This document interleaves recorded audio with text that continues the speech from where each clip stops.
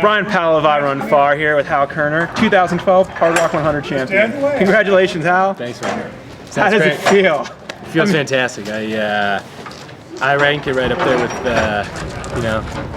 best Western States wins, and maybe that's it. Yeah, it's fantastic. Yeah. So to win, compare how you have to run, or how a good run feels at Western States, to winning a Hardrock. Yeah. I assume you have to have a good day at Western and here.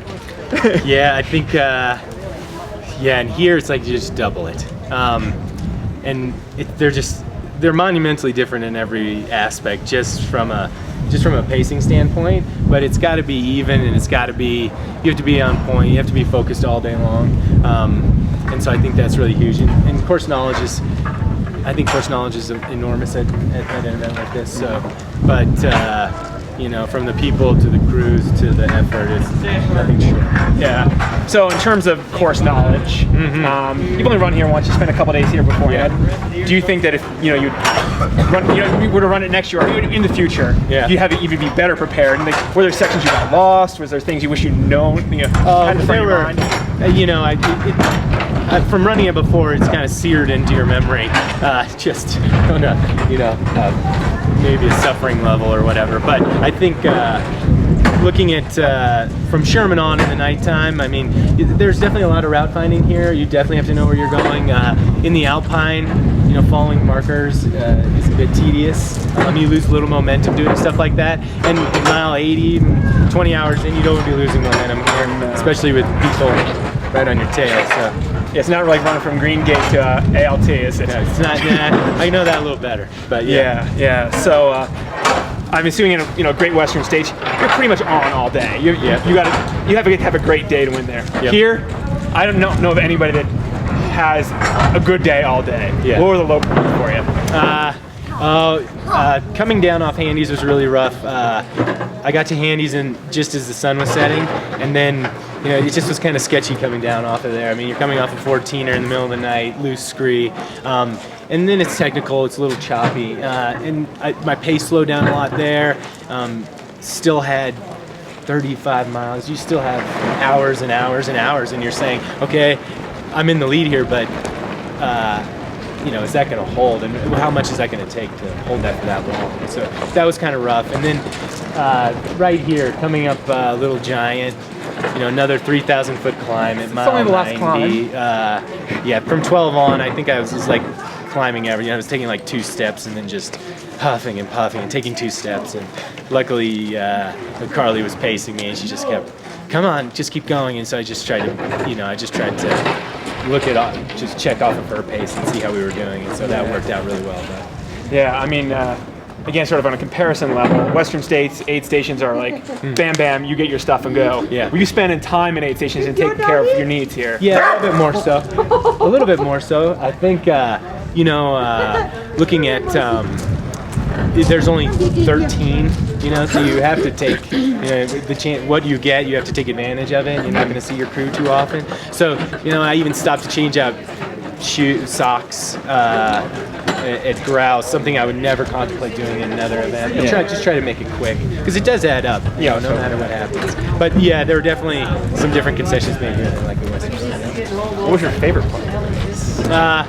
I loved coming down off Grand Slam Pass. It was just surreal. It's hard to explain unless you were up there watching people just slide down a mountain. And then right on the pass, you mean? Right on the pass, yeah. And then again on Virginius, having the aid station up there was pretty fantastic. And we were like in a rainstorm, and going down that with Joe and Dakota, and Dakota helping Joe and I find the right way down the mountain was pretty awesome. And then it's just kind of that camaraderie we had all day. And then my plan was a little bit to hammer Camp Bird Road is like a 7-mile downhill, and I can run those well. And there were a fair amount of long downhill roads, and it was kind of my focus for the race, was to really push those. Yeah, it was kind of amazing at the top of Virginius.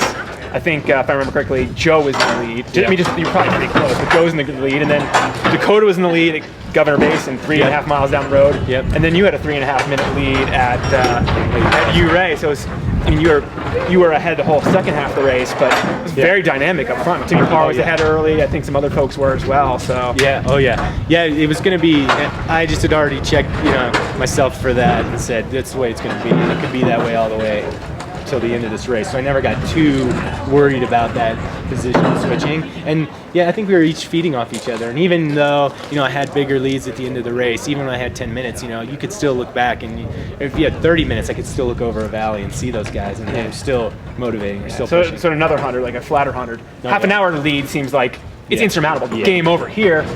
Oh, 1/8 state. Like, how does it? Oh, well, coming in, I watched Joe come into Cunningham going up Little Giant, and it was 25 minutes, and that just still seemed like, oh my gosh, 25 minutes is nothing. I just kept telling myself that the whole way up. So, and yeah, you never know. 8-9 miles, 25 minutes here is nothing. So what do you think? I mean, I guess you'd probably say you started racing coming off Virginius. Is that where?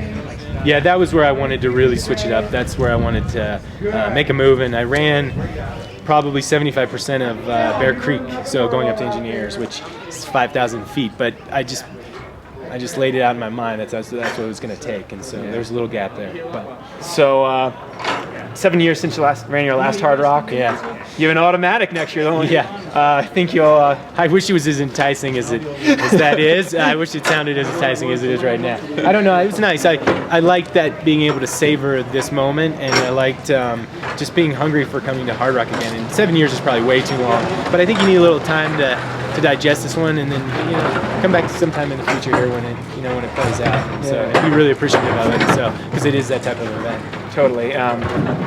Where else you put? I know it's after a great race, but where else will we see you out on the road this year? I might just shake the legs out at the Waldo 100K, and then I think I'll be at the North Face Championships in December. Great. Well, we'll see you both those places, I think, or at least see you at North Face. And you bet. Congrats again on a great race, Hal. Enjoy the moment. Thanks. Thanks. When did you finally put your shirt on and why? Yeah. How many miles in? I don't think I put my shirt on until Cunningham, because I decided at Sherman I wasn't going to wear it, and then that was like 8 hours of not wearing it. I thought I'd better put one back on. But it was pretty rainy out there. It got pretty wet, so that was one of the main reasons I took it off. We don't train with shirts in Oregon, and so it's just like this extra piece of it, So mile 93. Yeah, mile 93. So yes. Thanks again.